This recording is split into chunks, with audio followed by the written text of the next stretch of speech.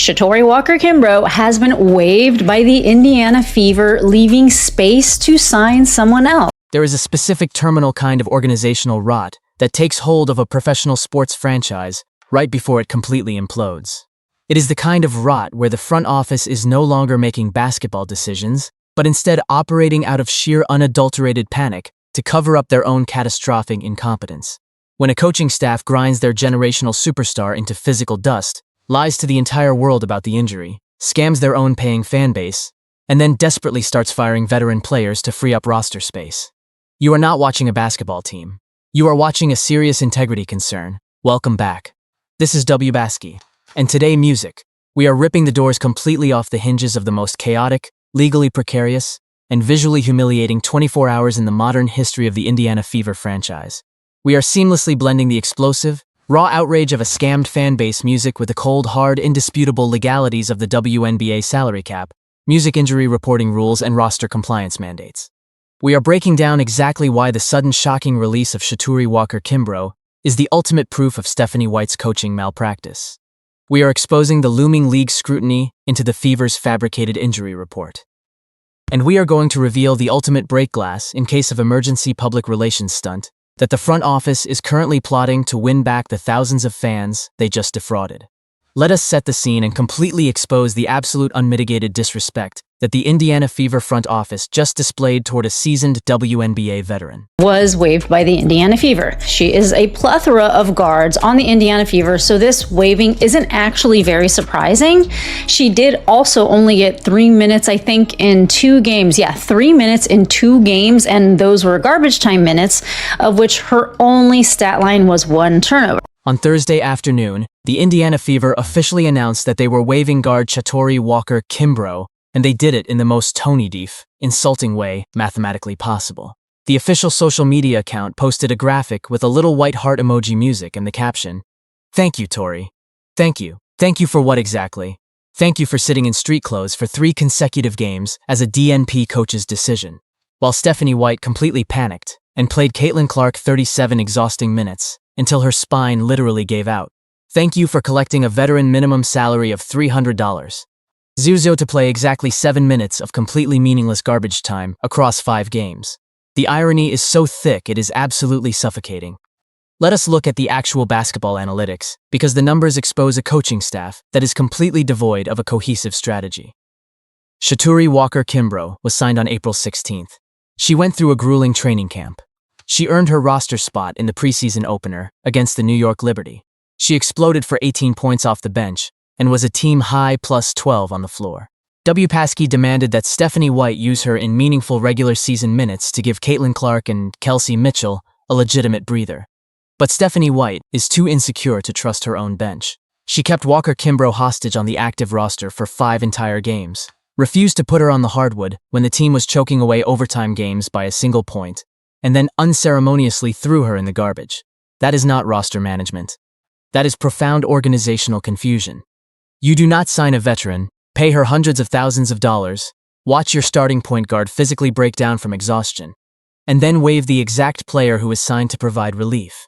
And the absolute most sickening part of this entire roster move is the smoking gun evidence it provides regarding the Caitlin Clark injury scandal. 3 forward, so she does fit the bill, but she is rough around the edges. She is a rookie, and she was drafted by the Seattle Storm from Michigan State, and she appeared in all 4 of Seattle's games.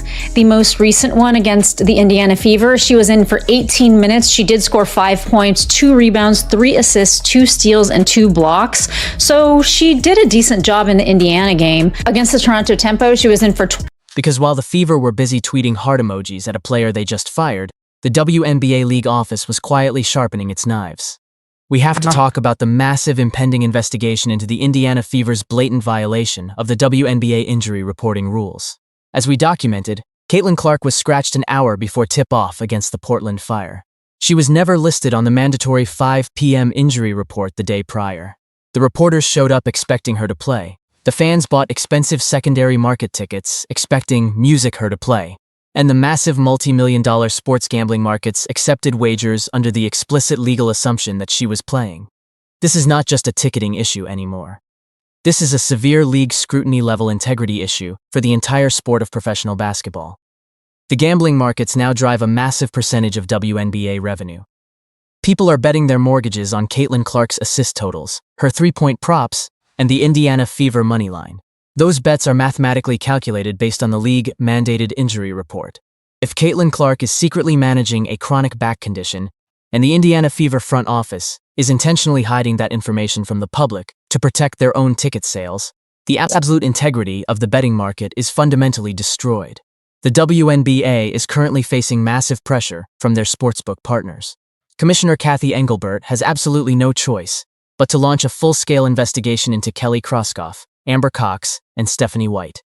You cannot compromise the financial integrity of the league because your head coach is playing petty, deceptive games with her franchise superstar, and Stephanie White's arrogant, contradictory press conference only made the legal situation infinitely worse.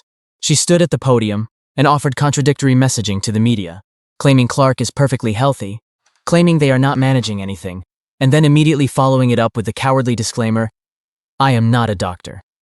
That exact combination of arrogant reassurance and cowardly deflection is exactly what league investigators look for when building a case for consumer fraud.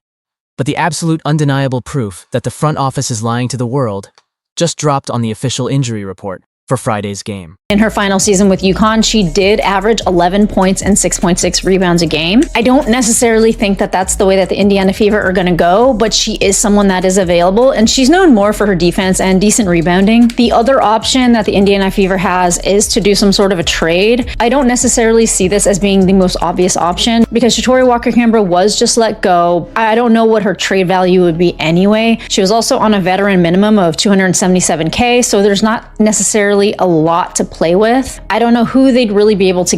Caitlin Clark has officially been listed as probable music for the matchup against the undefeated Golden State Valkyries. Let the sheer unadulterated absurdity of that designation wash over you. On Wednesday, her back was supposedly so incredibly stiff and damaged that she could not even dress for a game against the worst expansion team in the league. The front office acted as if she needed serious medical intervention. And now, less than 48 hours later, she is miraculously listed as probable to play against a physical, undefeated juggernaut. This raises major questions regarding exactly what WNBA Pro has been screaming from the mountaintops. Wednesday was a premeditated load management scam, or it was an internal suspension to punish her for yelling at the coaching staff. If her spine was actually compromised on Wednesday, she would not be probable on Friday. They rested her against a weak opponent, which raises major questions regarding the fans who showed up. And now they are terrified of playing in front of an empty arena on Friday. So they are suddenly rushing her back onto the music floor. But the Indiana Fever have a massive ticking time bomb sitting on their desk right now. By waiving Shatori Walker-Kimbro, the roster is officially down to 11 players. And according to the strict 2026 WNBA compliance rules, every franchise is legally mandated to carry a 12-player roster. The Fever must sign someone, and they must do it immediately before the Valkyries game. So who is the front office going to sign to save their sinking ship? Process as to whether or not they want to go or resell the tickets, etc., leaves them with the feeling that the organization might have been doing, I hate to say this, but like a money grab. And so if Caitlin Clark does play on Friday, tomorrow, people will be wondering, well, what was the deal? Did you guys just not want to let us know so that we can make this decision? And that result wouldn't be good. But if she was injured, that result wouldn't be good either. So that's why I feel like the Indiana Fever in this instance, with the way that the communication was handled, very much They have two highly distinct options, and the choice they make will reveal exactly how desperate this organization truly is. Option number one is the logical analytical basketball move. They elevate Justine Pate from her developmental contract to the active roster. Pate is a 6x4 sharpshooter who provides the exact size, floor spacing, and rebounding that Stephanie White's archaic offense desperately lacks. She has been fighting for this opportunity since training camp. Elevating Pate actually solves a basketball problem and gives Caitlin Clark a massive target to hit in the pick-and-pop game. But then there is option number two, the ultimate nuclear break glass in case of emergency public relations stunt.